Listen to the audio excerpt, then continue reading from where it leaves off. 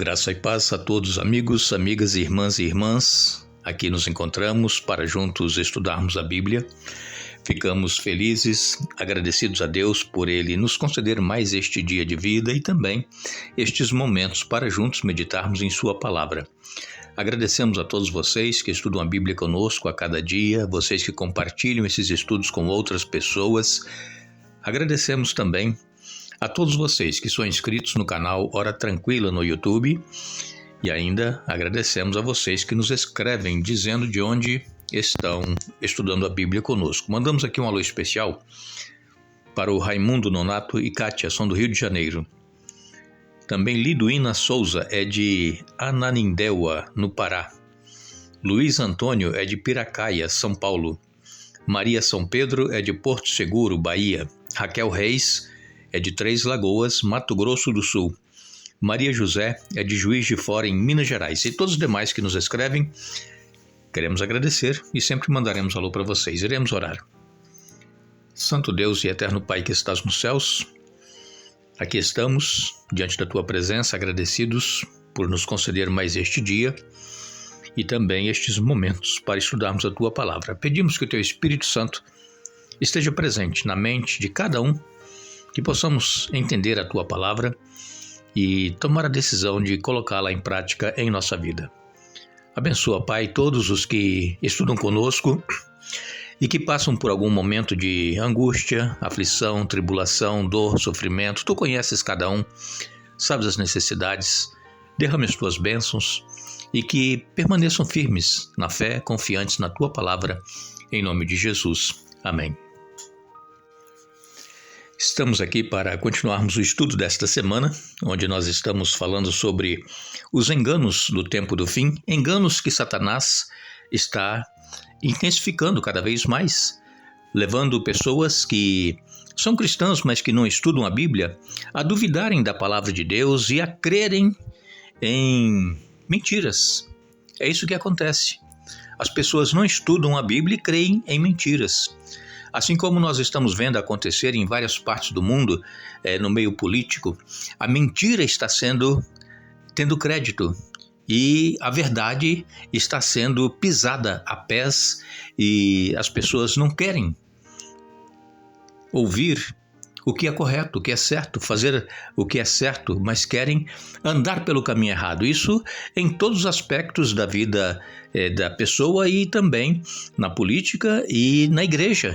Os cristãos estão na igreja, mas não querem fazer a vontade de Deus, querem fazer a sua vontade. E Satanás ele se aproveita para enganar as pessoas. E como nós estamos falando nessa série sobre vida, morte e eternidade, os enganos que nós estudamos aqui essa semana e estamos ainda estudando, está falando sobre a aparição de pessoas que já morreram para aparecer para um ente querido que às vezes gostaria de conversar com essa pessoa, gostaria, quem sabe, de pedir perdão, por alguma coisa que fez no passado. E Satanás ele se disfarça. Ontem nós falamos aqui a respeito do rei Saul, que foi consultar a pitonisa de Endor, lá nas terras lá da Cananeia, e sabemos que não foi o espírito de Samuel que apareceu ali, foi o próprio Satanás. Não se iluda que você tem conversado ou tem visto um ente querido seu que já morreu. Não se iluda, não é a pessoa que morreu, ela não volta. Só na ressurreição, quando Jesus voltar, é que os salvos ressuscitarão para irem para os céus e os ímpios permanecerão mortos e no final dos 1000 anos eles serão então destruídos pelo lago do fogo e enxofre. Do contrário, os mortos estão no pó da terra, estão lá aguardando o dia do juízo final. A palavra de Deus aqui em 2 Coríntios, capítulo 11, verso 14, diz assim: mas não me surpreendo, até mesmo Satanás se disfarça de anjo de luz. E no verso 15, portanto não é de admirar que seus servos também finjam ser servos da justiça. No fim, receberão o castigo que suas obras merecem. Então o próprio Satanás, ele se disfarça em anjo de luz. Quanto mais numa pessoa que já morreu, aparecer um vulto para enganar um ente querido, como se fosse o vulto da pessoa que morreu. Até a voz, ele imita a voz da pessoa que morreu. Os gostos que a pessoa tinha enquanto vivia, ele sabe, e ele pode falar com um ente querido que está querendo conversar com uma alma, com a pessoa que morreu, e ele então engana, falando coisas que realmente parecem ser verdades. Mas não nos iludamos, amigos e irmãos. A verdade, ela está estampada na palavra de Deus, só não crê quem não quer. E então, as personificações demoníacas dos mortos e outras aparições demoníacas são semelhantes à necromancia que nós estudamos aqui ontem, quando Saul foi consultar a pitonisa de Endora. Isso é necromancia, consultar os mortos. E a palavra de Deus, ela condena. Como eu mostrei ontem para vocês, em Isaías, lá no capítulo 8, versos 19 e 20, Isaías, 200 anos depois que Saul já havia morrido, foi que Isaías ainda trouxe essa mensagem para o povo de Deus, que não se consultará os mortos.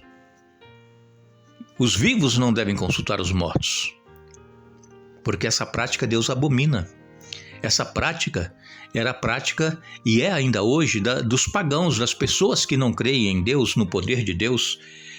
E quando nós somos então atacados por estes enganos de Satanás, para que nós possamos saber que estamos sendo enganados e que não é a pessoa que morreu que está aparecendo, nós precisamos estudar a Bíblia. O salmista, ele diz, no Salmo 119, verso 105, lâmpada para os meus pés é a tua palavra e luz para o meu caminho.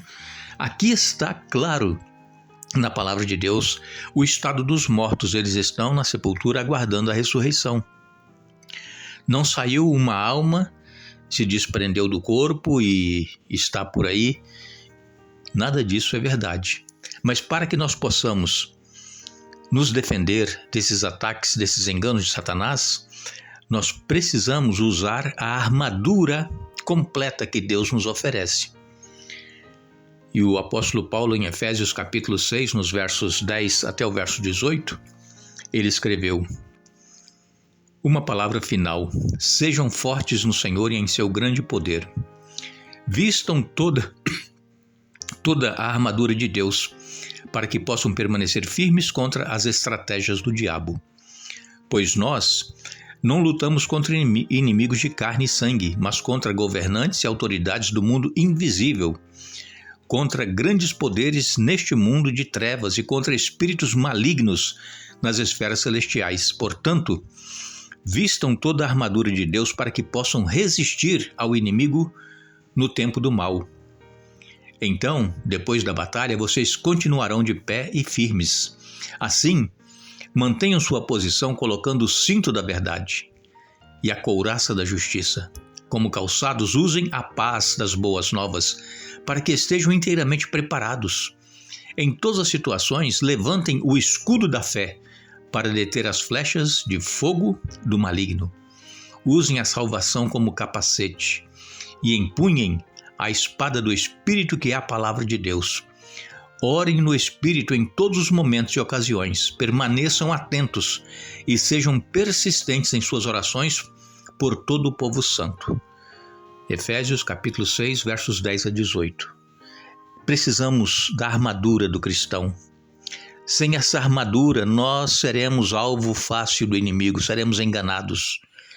Aqui, o apóstolo Paulo fala que nós deveremos usar essa armadura para que nós possamos permanecer firmes contra as estratégias do diabo. E ele diz aqui claramente que a nossa luta não é contra pessoas, contra carne e sangue, ele diz aqui. Contra pessoas, contra o ser humano. Não é você contra o seu familiar, contra o seu esposo, a esposa, os filhos. Não. A nossa luta é contra o inimigo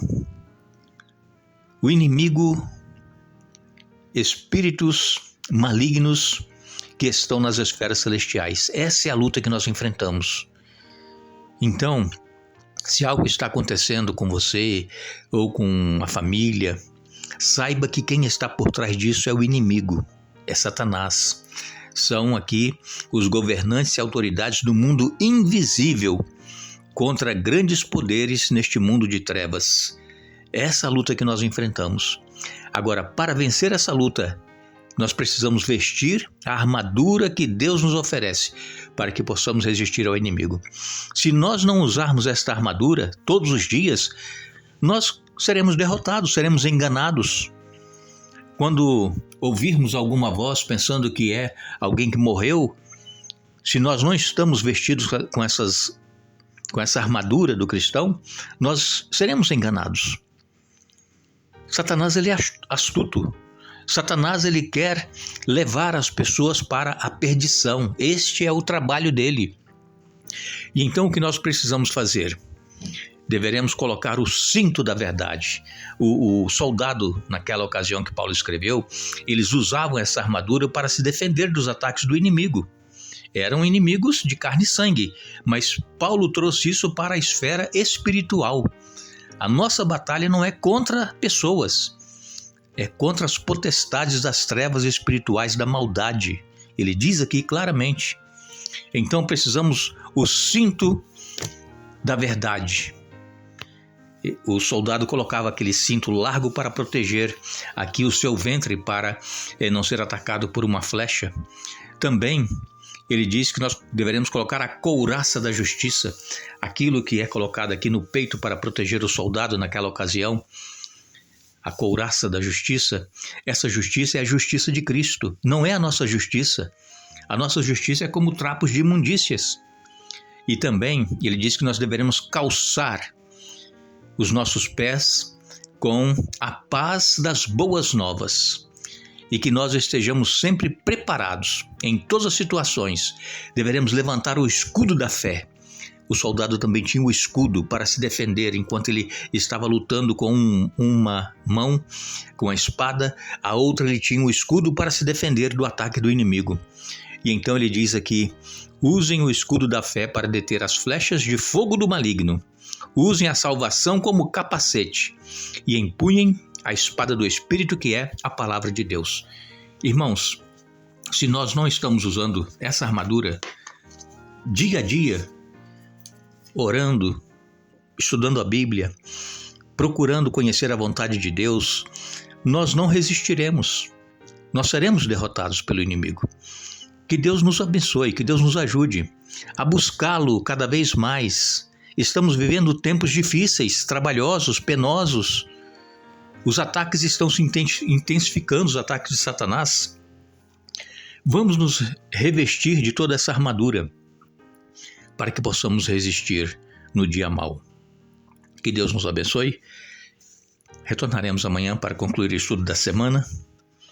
Mas não nos esqueçamos, Jesus ele disse: eu sou a ressurreição e a vida, quem crê em mim, ainda que morra, viverá.